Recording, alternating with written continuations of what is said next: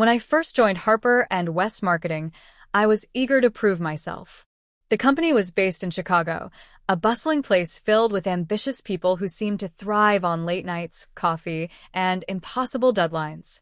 I had just turned 26, and landing this job felt like a turning point in my career. My boss, Daniel Harper, was one of those charismatic leaders you couldn't help but admire. He was in his early 40s, sharp-dressed, confident, and always seemed to know exactly what to say in meetings to win over clients.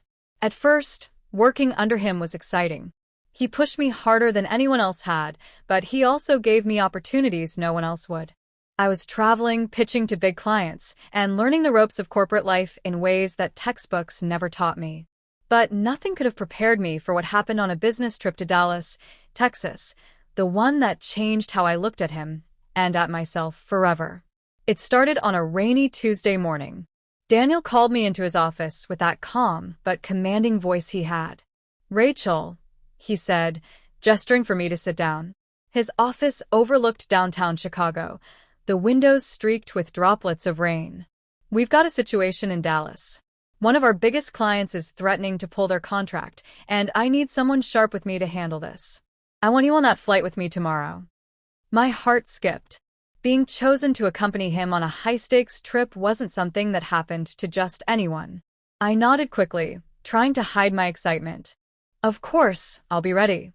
The next morning, I packed a small suitcase, triple-checked my notes, and met Daniel at O'Hare Airport.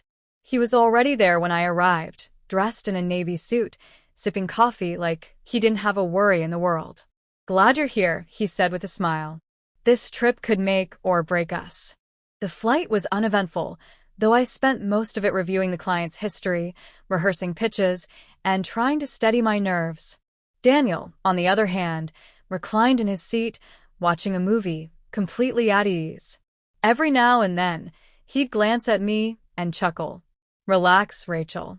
If you walk in there looking like you're about to have a panic attack, they'll smell the fear a mile away." We landed in Dallas just after noon, the Texas heat wrapping around us like a heavy blanket the moment we stepped outside. A black sedan was waiting for us, courtesy of the client's office, and we drove straight to the downtown high-rise where the meeting was scheduled. The client, a technology company named Stratton Dynamics, was one of our biggest accounts. They were difficult to please, always pushing for more while giving less, but they paid well, and keeping them happy was crucial. The meeting stretched for hours. There were tense moments, raised voices, and long silences that made my stomach twist, but Daniel never lost his cool. He leaned on me for details, asked me to explain figures, and every time I spoke, I felt a surge of confidence. For the first time, I wasn't just an assistant to my boss. I was a partner in the room. By the time we left, the sun had already dipped low in the sky, painting Dallas in orange and gold. We had managed to salvage the contract, though it came with tough compromises. I was exhausted but relieved. As we stepped into the humid evening air, Daniel clapped me on the shoulder. "You did good in there, Rachel. Really good." Hearing that from him meant everything. We checked into a downtown hotel, the kind with polished marble floors, gleaming chandeliers, and staff that greeted you with rehearsed smiles. My room was on the 11th floor, his on the 12th. After unpacking, I splashed cold water on my face and stared at myself in the bathroom mirror. I looked tired, but also proud. I had earned my place here. That night, Daniel suggested we grab dinner at a quiet restaurant nearby. "We deserve it after the day we had," he said. I agreed, thinking it would just be a casual meal.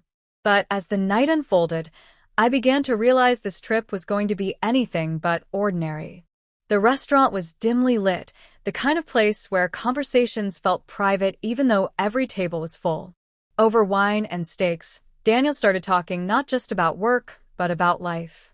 He told me stories about when he first started the company, about the risks he took and the mistakes he made. He even laughed about how he once nearly lost everything because of one bad investment. "You remind me of myself when I was younger," he said, his eyes narrowing slightly as he studied me. "Hungry, determined, maybe a little too hard on yourself." I felt my cheeks flush. Compliments from him always carried extra weight, as though he didn't give them lightly. As the evening stretched on, I realized that this was the first time I was seeing Daniel not as my boss, but as a person. A man with flaws, regrets, and dreams. And the more he shared, the more I wondered why he was opening up to me, of all people. When we left the restaurant, the streets were quiet, the Texas air still thick and warm. Daniel walked beside me, unusually silent, until we reached the hotel. Just before we parted ways at the elevator, he said something that sent a shiver down my spine. "Rachel," he said softly, almost like a secret, "you have no idea how much potential you have. And maybe one day, you'll see that I mean more than just your career." I froze, unsure what to say. He gave me a half-smile and stepped into his elevator, leaving me standing there with my heart pounding in my chest. I barely slept that night. His words replayed over and over in my mind.